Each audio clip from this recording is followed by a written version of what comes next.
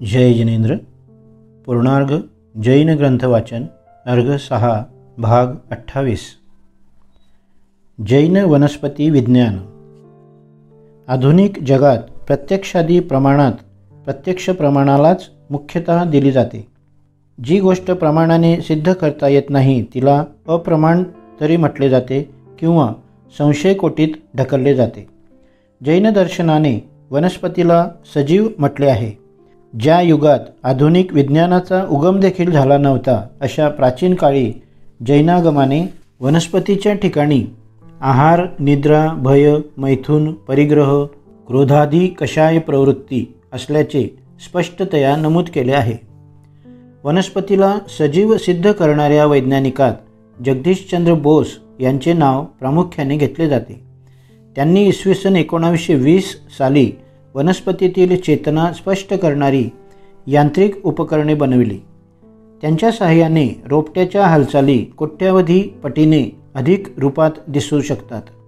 तसेच या यंत्राच्या सहाय्याने 1/1000 सेकंदा इतक्या सूक्ष्म कालाची देखील नोंद घेता येते। वनस्पती आणि प्राणी यांच्या तंतूवर झोप, ताप, वायू, आहार वगैरेंचा प्रभाव पुष्कळ अंशी सारखाच असतो हे स्पष्ट केले आहे। श्रीयुत बोस एकदा पॅरिस शहरात वनस्पती सचेतन असते ही गोष्ट सप्रयोग दाखवत होते। त्यावेळी त्यांनी एका रोपट्यावर पोटॅशियम सायनाइड या विषयाचा उपयोग केला, पण वनस्पती कोमेजण्याऐवजी टवटवीत दिसू लागली। तेव्हा श्री बोस विचारात पडले। अंदाजाने त्यांनी ओळखले की हे विष नव्हे, दुसरीच रुचकर खाद्यवस्तू आहे। कसलाही विचार न करता विष म्हणून वापरलेली वस्तू स्वतः खाऊन टाकले। विषाच्या नावाने साखर पाठविणारा मनुष्य तेथेच होता। त्याने ही गोष्ट मान्य केली। सचेतनता, अनुभव करण्याची शक्ती जीवित पदार्थाचा हा प्रमुख गुण आहे। या गुणामुळे जीव बाह्य वस्तूंचा प्रभाव अनुभवतो आणि त्याविषयी योग्य ती प्रतिक्रिया करतो। केळीच्या रोपाला पाणी मिळताच ते पिऊ लागते। रोपांना पाणी मिळताच ती ताजी टवटवीत होतात। प्रकाश, वारा, आकर्षण, परिस्थितीतील बदल, ताप वगैरे उत्तेजकांचा प्रभाव वनस्पतीवर वेगवेगळ्या प्रकारे पडतो।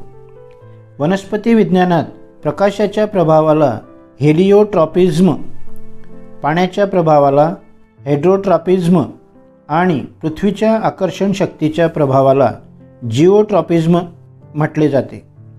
या उत्तेजकांचा प्रभाव प्रयोग करून पाहता येतो। उदाहरणार्थ, अंकुर प्रकाशाकडे धाव घेतो, मुळ्या प्रकाशाच्या विरुद्ध दिशेला वाढतात, पाने प्रकाशाशी काटकोनात राहण्याचा प्रयत्न करतात, रोपे ओल्या भागाकडे वळलेली दिसतात। गुरुत्वाकर्षणामुळे मुळ्या जमिनीकडे आणि रोप पृथ्वीच्या काटकोनात राहण्याचा प्रयत्न करत असलेले दिसून येते। निर्जीव वस्तूंचा आकार, प्रकार हवा तसा ठेवता येतो, तसे सचेतन वस्तूंचे नाही। प्रत्येक प्राणी आपल्या वाढीसाठी आहार ग्रहण करतो। माती, पाणी, हवा इत्यादीपासून आहार ग्रहण करून वनस्पती शरीर वाढवते। वनस्पतीमध्ये देखील दुग्धाहारी, मांसाहारी, निरामिषाहारी इत्यादी अनेक प्रकार आढळतात। प्राणी श्वासोच्छ्वास करतात म्हणजे ऑक्सिजन घेतात आणि कार्बन डायऑक्साईड वायू सोडतात। वनस्पतीमध्ये ही क्रिया पानावाटे चालते। तीत बाधा आल्यास वनस्पती कोमेजून मरून जाते। इतर प्राण्याप्रमाणे प्रजनन, संभोग, गर्भाधान वगैरे क्रिया देखील वनस्पतीमध्ये होतात। या सर्व गोष्टी सजीव वस्तूखेरीज इतरत्र आढळणे शक्य नाही। जैनांनी वनस्पतीला 4 पर्याप्ती सांगितल्या आहेत: आहार, शरीर, इंद्रिय, श्वासोच्छ्वास। या पर्याप्तींच्या वर्णनामध्ये विज्ञानातील सचेतनेबरोबर आहार पर्याप्तीत आहार, शरीर पर्याप्तीत शरीर रचना आणि वाढ, इंद्रिय पर्याप्तीत संवेदन आणि स्पंदनशीलता, तसेच श्वासोच्छ्वास पर्याप्तीत श्वसन ही 6 लक्षणे समाविष्ट आहेत। जैनांनी वनस्पतीला स्पर्शेंद्रिय, काय, श्वासोच्छ्वास आणि आयुष्य हे 4 प्राण सांगितले आहेत।